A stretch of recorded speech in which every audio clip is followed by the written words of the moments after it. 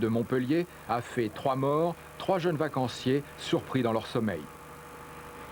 Selon les premiers témoignages, effectivement, ça s'est passé très vite puisque les voisins ont entendu une explosion à 5h30 du matin et dès qu'ils sont sortis de leur cabane, ont vu un brasier très important. Les premières investigations nous permettent de penser qu'il s'agit d'un incendie dû à l'explosion d'une bouteille de gaz puisque toute l'installation lumière, frigidaire était branchée effectivement sur une bouteille de gaz. Ce sont des bâtiments qui sont assez légers, donc à partir du moment où il y a utilisation de gaz, c'est toujours très dangereux. 2 autres adolescents gravement brûlés ont été évacués par hélicoptère sur Montpellier. Selon les gendarmes, l'incendie serait d'origine accidentelle. 38 icônes d'origine russe et ukrainienne saisies par les douaniers lors d'un contrôle routier près de Nancy. Les icônes étaient transportées dans un coffre à l'intérieur d'un fourgon immatriculé en Allemagne et dont les 2 occupants sont ukrainiens. Il s'agit de pièces parfois anciennes, provenant d'églises. Elles sont estimées à près d'1 million de francs. 4e journée du championnat de France de football, le PSG a concédé un surprenant match nul à domicile, 1 partout devant une équipe d'Auxerre dynamisée par l'arrivée de Stéphane Guivarch. Dans le même temps, Bordeaux, champion de France en titre, a enregistré sa première défaite de la saison face à Rennes. Mais le match le plus spectaculaire a eu lieu à la Mosson où les Monégasques l'ont emporté contre Montpellier. Lyon continue de gagner à l'extérieur, 1-0 à Metz. 30e édition de la Solitaire du Figaro. Le suspense a pris fin ce soir. Au terme de la dernière étape entre Bayona en Espagne et Douarnenez, Jean Le Cam a remporté l'épreuve pour la 3e fois. Isabelle Saboureau. C'est sa première victoire d'étape. À 31 ans, le Brestois Gilda Morvan a franchi le premier la ligne d'arrivée à Douarnenez après 4 jours de mer. Cette victoire, il la doit à un coup de tête en fuyant la compagnie trop collante à son goût d'Éric Drouglasé. Il était 4 longueurs derrière moi, je l'offais, il l'offait, j'abattais, il abattait. C'était du match racing de nuit quoi. Et à un moment, moi j'en pouvais plus, c'était insupportable. J'avais sa lumière de feu de pont dans la tête et tout. À un moment, j'ai craqué, j'ai dit allez, tu m'embêtes de trop, j'abats un grand coup. Et donc je suis parti, j'ai abattu un grand coup. Je l'ai laissé passer tellement ça m'énervait. Une option gagnante, c'est dans ce fameux raz de sein que la course s'est jouée ce matin. Gilda Morvan navigue en tête, il choisit de frôler les cailloux à terre. Même option pour Jean Le Cam qui le suit de près. Ils seront les 2 seuls à passer avant la renverse du courant. 1 heure après Morvan, 2e sur la ligne, Jean Le Cam s'adjuge la victoire finale. Le 3e sacre pour le roi Jean, la référence des figaristes. Pourtant, Le Cam s'est fait très peur et c'est un coup in extremis qui lui a sauvé la victoire. Il s'est passé que ce matin, finalement, les 2000, c'était plus 2000. Et puis il y avait Cercle Vert d'un côté et puis Eric de l'autre. Oh, je dis oh là là. Et quand j'ai vu que c'était Eric qui était par le travers, je dis oh là, il y a une ouverture. Et bon, et là j'ai plongé dessous, j'ai regardé les cartes de courant, le courant montait, il y avait tout. Enfin, il y avait des possibilités. 16 participations, 3e victoire et peut-être un nouvel horizon. Le Cam aimerait maintenant voir plus grand, être au départ de la prochaine route du Rhum en 2002. À Séville, en Andalousie, l'équipe de France est dans les starting blocks pour les championnats du monde d'athlétisme. 77 athlètes et on l'espère quelques médailles. 203 pays ont engagé plus de 2000 athlètes. Un spectacle qui promet. Serge Jean et Denis Bassompierre. Dans la bonne humeur, l'équipe de France d'athlétisme s'est installée sur les hauteurs de Séville. 70 athlètes composent la délégation. Muriel Urtis disputera ses premiers championnats du monde senior sous le maillot bleu, comme Jean-Laurent Heuss sur 400 mètres haies, ou Driss Mazouzi, recordman de France du 1500 mètres. Première chance de médaille, Eunice Barber, qui débutera demain matin les épreuves de l'heptathlon. J'essaie de garder le calme jusqu'à demain, quoi. Demain matin, ça commence peut-être ce soir à monter un petit peu, mais bon, sinon, en ce moment, ça va, je me suis entraînée ce matin et ça m'a détendu un petit peu, quoi. Moi, demain, je suis impatiente de commencer demain, en tout cas. Autre début attendu, ceux de la championne d'Europe, Christine Aron, demain sur 100 mètres. Cet après-midi, un nouveau contingent d'athlètes est arrivé à Séville. Objectif pour la France, 3 ou 4 médailles. On verra bien, en 97 j'étais arrivé dans de mauvaises conditions, ça s'était bien passé, j'espère faire aussi bien cette année. J'étais dans l'avion et plus on arrivait, plus je me disais c'est terrible, et là je crois que vraiment quand je vais sortir tout à l'heure, quand je vais arriver dans l'hôtel, ça va être quelque chose de fantastique. Girard et Diagana n'auront certainement pas le temps de visiter la Tour de l'Or ou l'Alcazar. Ils prendront vite la température ambiante, plus de 35 degrés à l'ombre durant la moitié de la journée. Les compétitions se dérouleront donc le matin et le soir dans ce stade flambant neuf de 58 500 places. Il a été érigé sur le site de l'Expo universelle de 1992. Ces 7e championnats du monde débuteront dans un climat particulier après les affaires de dopage qui ont ébranlé le monde de l'athlétisme ces dernières semaines. Othé, Mitchell, Christie et Sotomayor ont été épinglés. Demain, la grande fête de l'athlétisme débutera sans eux. Et la cérémonie d'ouverture de ces 7e championnats du monde d'athlétisme vient tout juste de prendre fin à Séville. Elle était présidée par Philippe de Bourbon, le roi d'Espagne. Vous assistez sur ces images à l'entrée de la délégation française devant quelques 60 000 spectateurs. Un spectacle de danse et d'acrobatie accompagnait la présentation des différentes délégations. Cet été, le théâtre de rue fait fureur. Cette forme de spectacle qui nous rappelle un peu les saltimbanques du Moyen-Âge fleurit à chaque coin de rue. L'un des meilleurs festivals du genre se déroule actuellement à Libourne, en Gironde. Morceau choisi avec Thierry Stampfler et Christophe Monteil. Ce sont les nouveaux gladiateurs. Avec les artistes de rue, imagination et énergie sont au pouvoir. Le grand public les plébiscite depuis 10 ans. Partout en France, les municipalités l'ont bien compris et les festivals du genre se multiplient. Car le public est ravi de voir abolies les barrières qui existent à l'intérieur d'un théâtre, par exemple.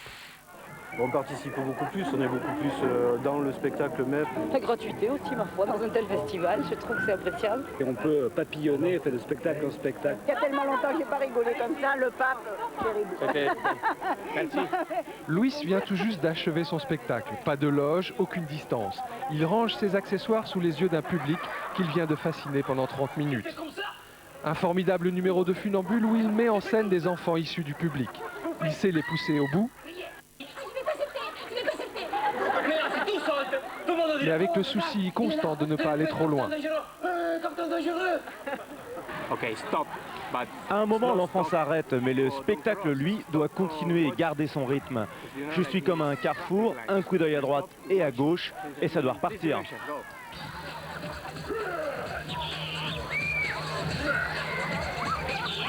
Si Louis s'adresse plutôt à un jeune public, les modes et travaux représentent une des formes les plus fréquentes de théâtre de rue, musique et humour.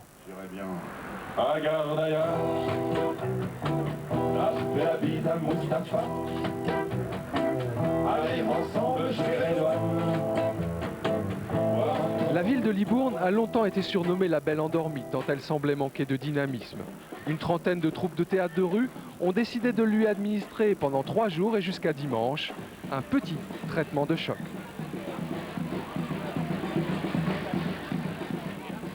C'est la fin de cette édition, merci de l'avoir suivi. Demain pour le 12-13, vous retrouverez Francine Dubail. Pour le 19 mai, Louis Laforge. Je vous retrouve demain soir. Très belle nuit à vous.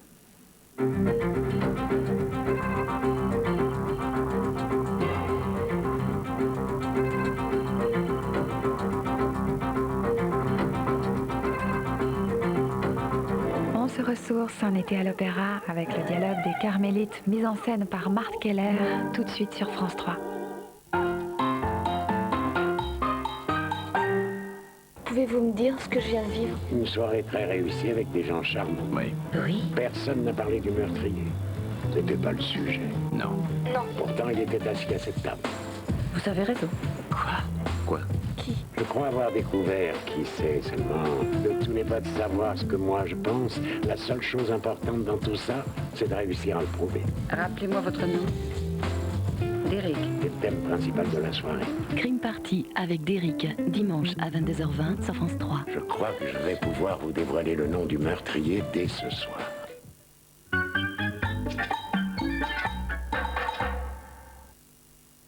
Mon fils, il a 9 mois. Et il dit déjà maman. Oh, c'est bien. Le mien, il a 10 mois. Il dit déjà maman. Et papa. Ah bon? Mais le mien, il a déjà 1 an. Et il dit rien. Toujours plus intelligente et encore plus belle. La 806 est la voiture que les enfants conseillent à leurs parents. Dans quel état sont vos concurrents? vérifié par Minitel 3617 Vérif. Pour une meilleure information sur les entreprises. Écoutez le chant magique de Solima.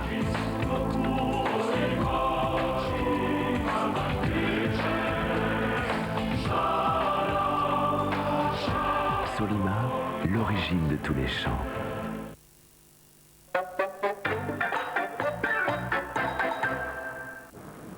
Bien sûr que c'est lourd de gérer ça toute seule. Il y a toujours un moment où je dois amener le sujet. Il n'y a jamais le bon moment pour ça. Préservatif? Ouais, bien sûr, mais bon, faut pas que ça vire à la parano non plus. La capote, c'est toujours moi qui dois en parler.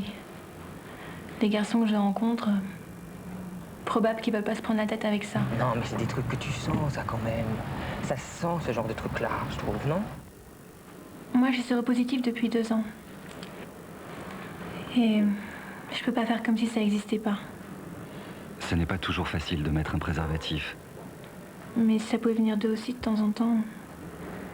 Mais il y a toujours plusieurs milliers de contaminations par le virus du sida chaque année en France.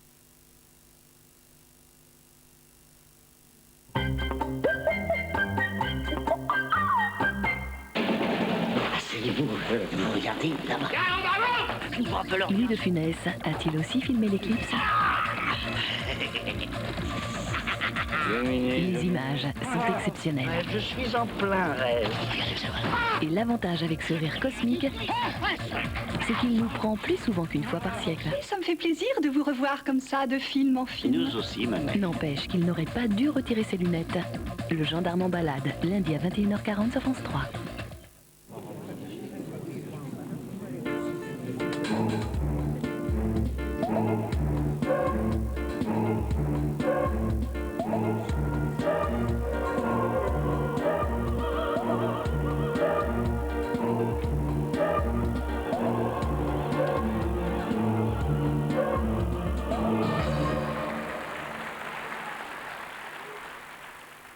Bonsoir. Ce nouveau rendez-vous de notre été à l'Opéra s'inscrit d'une certaine manière dans le prolongement des fêtes du 15 août, dimanche dernier donc, puisque je vous propose ce soir une des plus belles œuvres lyriques de notre siècle, qui est en même temps une œuvre de profonde spiritualité. Je veux parler de l'opéra de Francis Poulenc, d'après la pièce de Bernanos, Dialogue des Carmélites. À travers cet opéra, créé en 1957, Poulenc, dont par ailleurs on célèbre en cette année 1999 le centenaire de la naissance, trouve son expression la plus accomplie, grâce d'abord au texte de Bernanos, un texte simple et dépouillé, avec des scènes aux tonalités et aux atmosphères très différentes, aussi bien gaies, comme celles qui mettent en scène Sœur Constance, que pathétiques, pense à la mort de la prieure. En fait, l'opéra raconte simultanément l'histoire poignante d'une aventure individuelle, celle de Blanche de la Force, et l'histoire d'un destin collectif, celui des Carmélites de Compiègne, persécutés, expulsés et finalement exécutés durant la Terreur. Et ces deux histoires se confondent au dernier tableau dans une scène admirable et bouleversante, quand l'une après l'autre, les Carmélites vont à la mort en chantant le Salve Regina, et qu'au dernier moment, Blanche, qui les avait quittés, les rejoint pour mourir avec elle. Mais le drame de la peur et de la mort, et de la peur de la mort, qui commande diversement les comportements des personnages, est constamment présent. De ce point de vue, d'ailleurs, la scène du troisième tableau du premier acte, où Blanche et Constance s'interrogent sur le sens profond de la mort, est capitale pour la compréhension de l'œuvre. Mais tout est conçu comme une formidable progression portée par une ligne mélodique d'une extrême pureté, une orchestration limpide, jamais surchargée, même dans les épisodes les plus dramatiques. Sans doute le langage musical de Poulenc n'est-il pas révolutionnaire et s'inscrit plutôt dans une tradition qui va de Monteverdi à Puccini en passant par Moussorgsky. Mais c'est justement pour cela qu'il a d'emblée su rencontrer un public qui continue d'être touché par la sincérité profonde de cette œuvre. Mais l'événement de ces dialogues des Carmélites, c'est bien sûr la personnalité de leur metteur en scène, la comédienne Marthe Keller. Et on peut dire que ce premier essai est d'emblée un coup de maître, car dans un très beau décor épuré de Jean-Pierre Capéron, Marthe Keller a su réaliser une mise en scène d'une rare tension, avec une belle maîtrise de l'espace et de l'expressivité de la lumière. Mais surtout, sa direction d'acteur donne un poids à chaque scène, à chaque geste, soulignant d'une matérialité physique, charnelle presque, le propos spirituel. Telle faiblesse des genoux pour souligner la peur, telle torsion du corps pour dire le déchirement intérieur. C'est un grand travail de metteur en scène parce que Marthe Keller a imaginé chacun des rôles en comédienne, intégrant les émotions dont elle a su transmettre les gestes aux artistes de la blanche incendiée de l'intérieur d'Anne-Sophie Schmidt à la constance lumineuse de Patricia Petitbon, comme sortie d'un Fra Angelico. Mais toutes et tous sont magnifiques parce que magnifiquement engagés et de surcroît superbement dirigés par Jan Latham-Koenig. Et puis, sans vous la révéler, j'attire votre attention sur la scène finale. Marc Keller a trouvé là une solution dramaturgique qui universalise ce drame, qui l'inscrit dans notre aujourd'hui secoué par les tragédies de l'Algérie ou du Kosovo. Je serais vraiment surpris que vous ne soyez pas alors au bord des larmes avec cette scène. Oui, vraiment. Dans sa progression implacable, c'est vraiment un très grand spectacle lyrique que vous allez maintenant découvrir avec ces dialogues des Carmelites.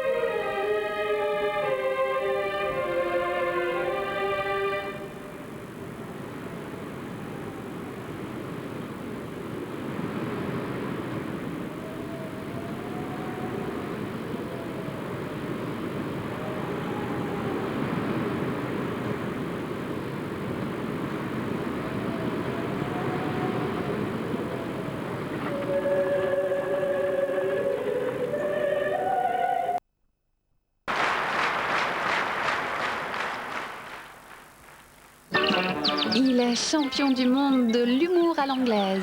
Benny Hill, tout de suite sur France 3.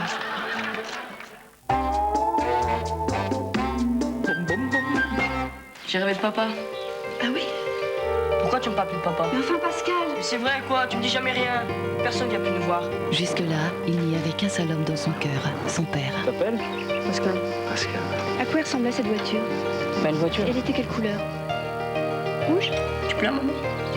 Non, monsieur. Elle n'a jamais pensé à se remarier. Ne te fâche pas, c'est la vie. Tu pourrais remplacer papa. Non, bien sûr, Oh mon Dieu. La fuite en avant d'un enfant meurtri, le garçon sur la colline. Demain à 20h55 sur France 3.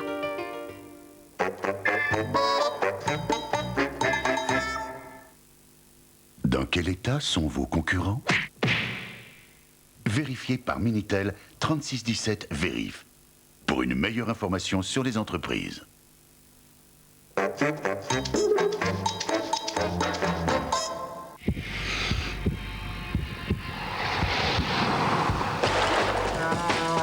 La perfection. Exactement l'émotion en plus. Championnat du monde d'athlétisme. Tout voir, tous les jours, en direct sur France 3.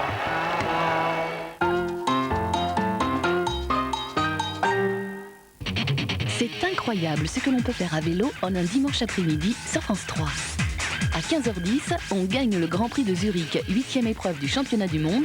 Et hop, à 17h, en route pour les sommets de la rigolade. Se faire des gorges chaudes de la petite reine est d'autant plus recommandé que les champions eux-mêmes donnent l'exemple. Sport d'abord et bêtisier toujours, à 15h10 et 17h, pour un dimanche petit vélo sur France 3.